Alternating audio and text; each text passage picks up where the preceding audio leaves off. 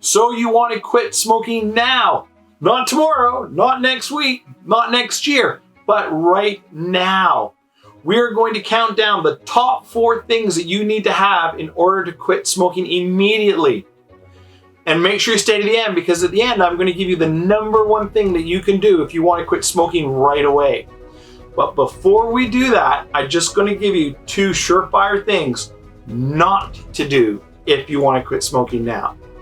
The first thing is this. Tomorrow, I'm going to quit smoking. Guaranteed this time. Don't come home after a night of drinking determined to quit smoking. It doesn't work. Just push it aside and say, I'll think about this tomorrow when I wake up. Chances are you're going to wake up with a hangover and you're going to want to smoke because you have a hangover. It's better not to do it that way. It's better to do it when you're in a good space. It just doesn't work. Here's the second thing. Don't do this either.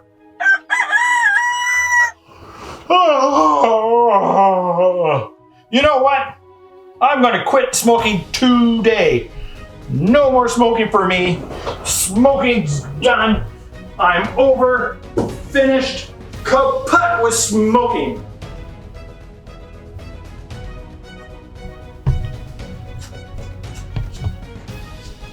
What? Don't judge me. Don't just wake up in the morning and decide I'm going to quit. It doesn't work. You have failed to plan or to do anything. You just woke up and saying, right now I'm feeling like I want to quit, and so I'm going to quit. It doesn't work. Here's why. Motivation is doing something when we want to. Discipline is doing something when we don't want to. When you wake up in the morning, you think to yourself, I'm never going to smoke another cigarette again for the rest of my life. Okay, you're highly motivated. That's doing something when you want to. But guess what? You're going to wake up in another morning and you may not feel that motivation. Motivation is not required. Of motivation and discipline, which one do you think you need in order to quit smoking? Discipline. To be able to do things when you don't want to. It requires discipline, not motivation. That's why it doesn't work. So let's go through the 4 practical things that you actually need and are required to have in order to actually quit for life. Let's count down from number 4 to number 1. Number 4, reframe the problem. What do I mean by that? One of the major issues with quitting smoking is that we don't properly understand what the actual issue is. Here's why that's a problem. If you have a problem like smoking, you perceive it as a problem, but in your own mind, you frame the problem improperly or based on something that's not reality, it becomes incredibly hard to solve that problem. So how do we do that as smokers? We blame the addiction. You want to see somebody fail at quitting smoking? This is the person that goes on at length about how smoking is more addictive than crack cocaine. It's not. It's more akin to sugar or salt. It is addictive, but it's not the addiction that keeps you stuck. How do you know this? The average smoker smokes 20 cigarettes a day. So how many of you smoke? Here's what I want you to do. Just ask yourself, how many of the cigarettes that I smoked today did I really, really want? Meaning I lit it up and I was like, oh, that is so good. I love this cigarette. I really needed this. How many meet that criteria? For most smokers, they'll go 1, maybe 2, 3. So the 16 or the 17 that you're smoking, it's usually because you just got in your car and you're just driving, or you're just talking on the phone, or you're having a drink, you're having a glass of wine with a friend, or you're having a beer. It's because it's that particular time of day or you're doing that particular thing causes you to think of a cigarette and you just smoke. That's the actual problem. It's not the addiction. And that's what I mean by reframing. So the 4th most important thing you need to have is you need to start to reframe the problem away from addiction and towards understanding habit. Let's talk about number 3. The 3rd most important thing that you need to have if you want to quit smoking now is congruency. What do I mean by congruency? Here's what happens. Your conscious mind says, I don't want to smoke, I don't want to smoke, I don't want to smoke, I don't want to smoke anymore. Your unconscious mind says, I have a habit. Smoking, I enjoy it. Smoking feel good. So your unconscious mind is going this way with smoking. but your conscious mind is going this way. That's called incongruency. So you need to have congruency. Number 3 is congruency, getting your conscious mind and your unconscious mind congruent and heading in the same direction.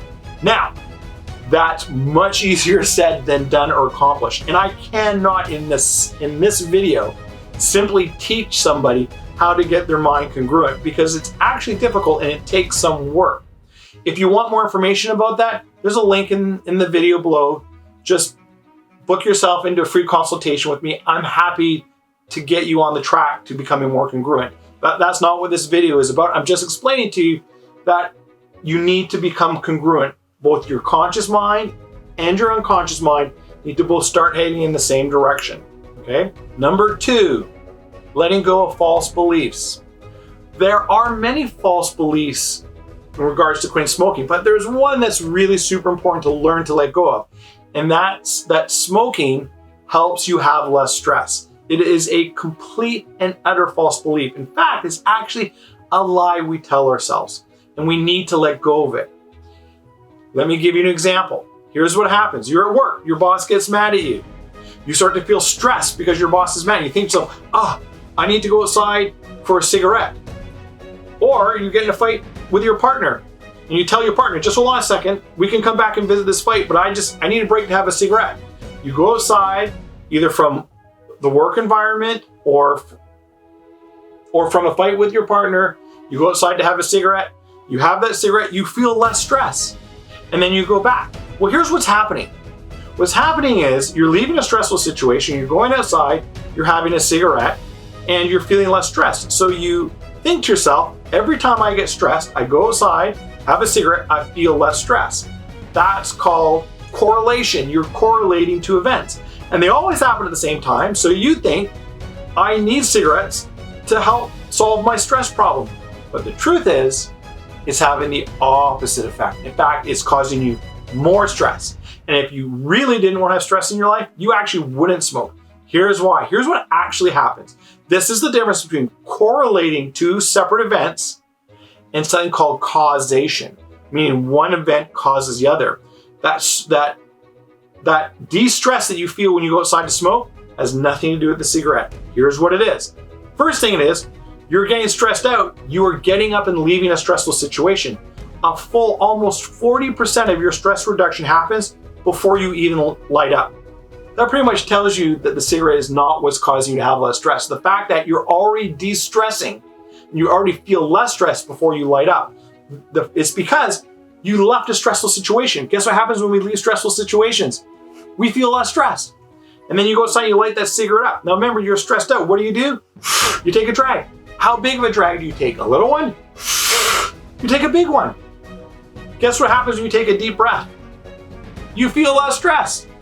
It's not the cigarette or the nicotine that's causing you to feel less stress. It's the deep breathing and then leaving the stressful situation.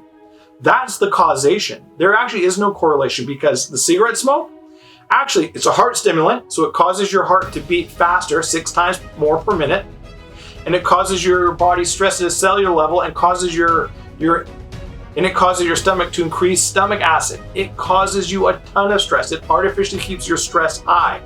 That's a false belief. If you think to yourself, I have to smoke because it helps me with stress, or one of the hard parts about quitting is I'm not gonna have a crutch to deal with my stress. That's a false belief you need to let go of. Okay? The number one thing that you need to do if you want to quit smoking now is actually do this. Carry the 2 and I see it! I got it! Eureka! Success! Planning! Plan! Woo! What you need to do is plan. Failure to plan is planning to fail, and this is so true of quitting smoking. You got to plan for the withdrawals. You got to plan for dealing with the cravings.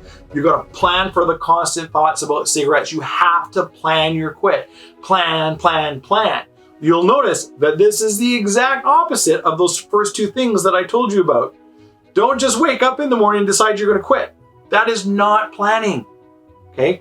The most important thing you can do is plan for your quit and plan for everything that comes along with it.